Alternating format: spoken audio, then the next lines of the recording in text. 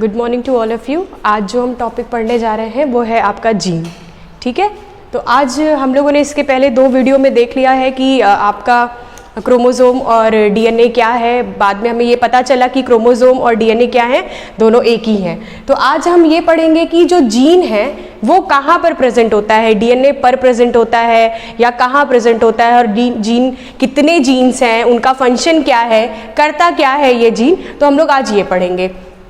अगर हम यहाँ जीन की बात करें तो यहाँ पर ये क्रोमोसोम का क्या बना हुआ है, स्ट्रक्चर बना हुआ है। और आपको पता है क्रोमोसोम का ये शॉर्ट आर्म है और ये लॉन्ग आर्म है। ठीक है, और ये बीच में जो क्रोमोसोम को, 2 क्रोमोसोम के जो पार्ट को अटैच करता है उसको हम क्या कहते हैं, सेंट्रोमियर। तो यहाँ पर जो ये आपको पता है ये क्रोमोसोम ही है। क्रोमोसोम का जो कॉम्पैक्ट फॉर्म था वही क्या है, आपका डीएनए। और ये डबल स्टैंडर्ड जो डीएनए है, इस डबल स्टैंड क्या पूरे के पूरे डबल स्टैंडर्ड डीएनए पर आपका जीन प्रेजेंट होता है? नहीं। अगर हम बात करें कि डबल स्टैंडर्ड डीएनए की, तो इस पूरे के पूरे डीएनए पर जीन नहीं प्रेजेंट होता है।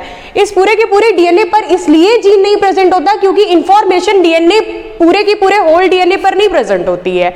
जहां जहां डीएनए का वो पोर्शन जहां जहां इंफॉर्मेशन पड़ा हुआ है ना। ऐसा नहीं है कि अगर पूरा आपका ये रूम है तो इस रूम में हर जगह आपकी बुक्स या कॉपीज आपकी पड़ी हुई हैं, है ना।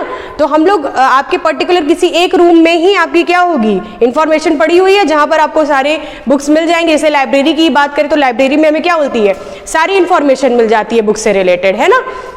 तो डीएनए का वो पार्ट जहां पर इंफॉर्मेशन पड़ी हुई है, जहां इंफॉर्मेशन है, उस पार्ट को हम क्या कहते हैं, या उस पार्ट को हम क्या कहते हैं, कोडिंग पार्ट। क्योंकि ये पार्ट क्या करेगा, ये कोडिंग पार्ट जिस पर इंफॉर्मेशन आपकी रखी हुई है या पड़ी हुई है, उसी को हम क्या कहते हैं, जीन कहते हैं। और इसी कोडिंग पार्ट को जो कि क्या करेगा, कोड करेगा, उसको हम क्या कहेंगे, अगर हम दूसरे टर्मिनोलॉजी में बात करेंगे तो उसको एक्सॉन कहते हैं। ठीक है, और ये कोडिंग पार्ट जो कि आप जहां पर इंफॉर्मेशन पड़ी हुई है उसी को आप जीन कह रहे हो। और यही जीन जो है, ये कोडिंग पार्ट एक्टिव होकर के क्या बनाएगा, एक पर्टिकुलर एमआरएनए बनाएगा। और ये एमआरएनए जो है वो एमआरएनए में क्या है, एमआरएनए का क्या काम होता है, मैसेंजर आरएनए।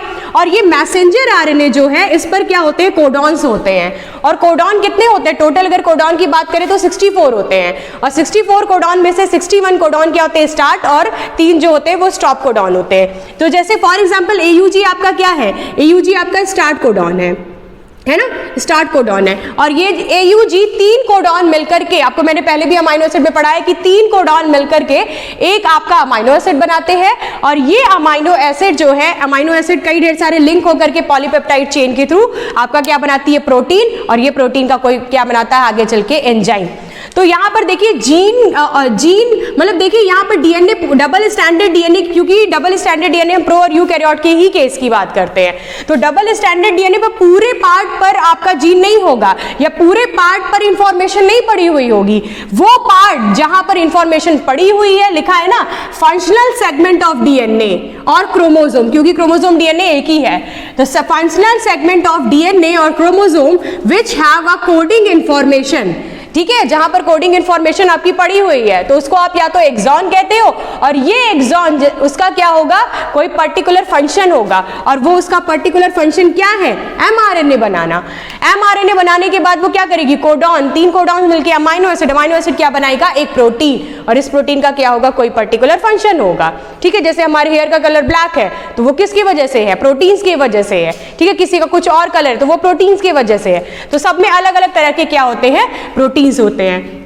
तो आपको यहाँ, और अब एक क्वेश्चन बनता है कि ये नॉन कोडिंग पार्ट क्या है। ये नॉन कोडिंग पार्ट वो पार्ट जो कि बच गया, जहां पर इंफॉर्मेशन नहीं प्रेजेंट है, जहां पर इंफॉर्मेशन प्रेजेंट नहीं है ना, जहां पर आपकी बुक्स नहीं प्रेजेंट है लाइब्रेरी के अलावा या रूम के अलावा, वो पार्ट आपका क्या कहलाएगा, नॉन कोडिंग पार्ट। तो इस नॉन कोडिंग पार्ट को ये कहाँ प्रेजेंट होता है, ये भी डीएनए में होता है, बट ये कोड नहीं करता, ना ही एमआरएनए ना ही प्रोटीन्स को।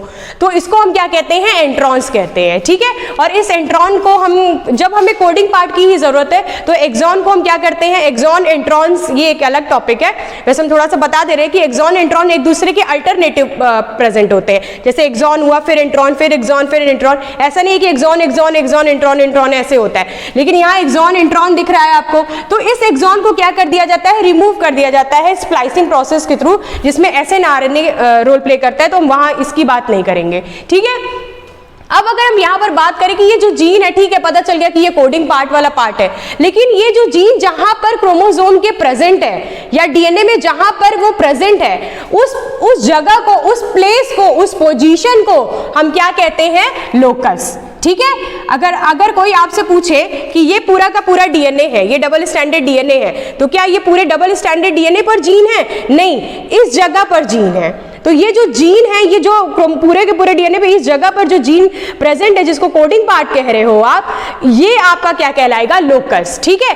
तो यहां पर लिखा है कि लोकस क्या है, position of gene on the DNA और क्रोमोसोम, मतलब वो जगह, प्लेस, वो पोजीशन डीएनए का जहां पर जीन प्रेजेंट होता है, उसको हम क्या कहते हैं, लोकस कहते हैं, ठीक है बेटा। तो यहां पर ये सब बहुत कंफ्यूजन होता है कि जीन क्या है, लोकस क्या है, तो जीन कोडिंग पार्ट, लोकस उसकी पोजीशन जहां पर जीन प्रेजेंट है, ठीक है। अगर हम बात करें जीन की, तो जीन आपका फिनोटिपिक रेशियो, फिनोटिपिक एक्सप्रेशन को देने में मदद करता है। फिनोटिपिक एक्सप्रेशन और फिनोटाइप, जीनोटाइप आपने सुना होगा मेंडेल लॉ में, तो हम लोग एक और वीडियो बनाएंगे जिसमें हम आपको फिनोटाइप, जीनोटाइप क्या होता है वो भी हम आपको बताएंगे। फॉर एग्जांपल अगर हम जीनोटाइप की अगर हम बात करें, तो जीनोटाइप, फिनोटाइप क्या होता है, फिजिकल अपीयरेंस की हम बात करेंगे, ठीक है। जैसे फॉर एग्जांपल कैपिटल ए, ये क्या है, टॉल है, तो ये इसका क्या है, फिनोटाइप है, ठीक है। तो यहाँ पर हम इसको आगे डिस्कस करेंगे कि ये चीजें क्या हैं। वैसे आपका जीन और यहाँ पर लोकस की ही मेन बात करना था। एक टर्मिनोलॉजी और आती है कैरेक्टर और ट्रेट। तो कैरेक्टर और ट्रेट की अगर हम बात करें तो कैरेक्टर क्या होगा, जैसे आई, ये क्या है, आई कलर, आई का जो कलर है वो क्या है, या हाइट, ये क्या है, आपका एक कैरेक्टर है। लेकिन कैसी आई का कौन सा कलर है, ब्राउन है, ग्रीन है, ब्लैक है, ब्लू है, वो क्या है, या फिर किसी की हाइट बड़ी है, छोटी है, शॉर्ट है, टॉल है, वो क्या दिखाता है, ट्रेट। तो ट्रेट्स और कैरेक्टर में थोड़ा सा डिफरेंस होता है, ठीक है।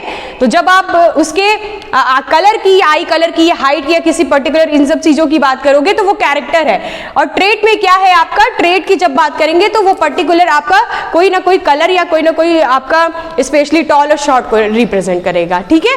तो यहाँ पर जीन और इन सभी की हम बात यहाँ पर की है। अगर आपको कोई दिक्कत होगी तो आप हमसे कमेंट में पूछ सकते हैं, ठीक है। Thank you.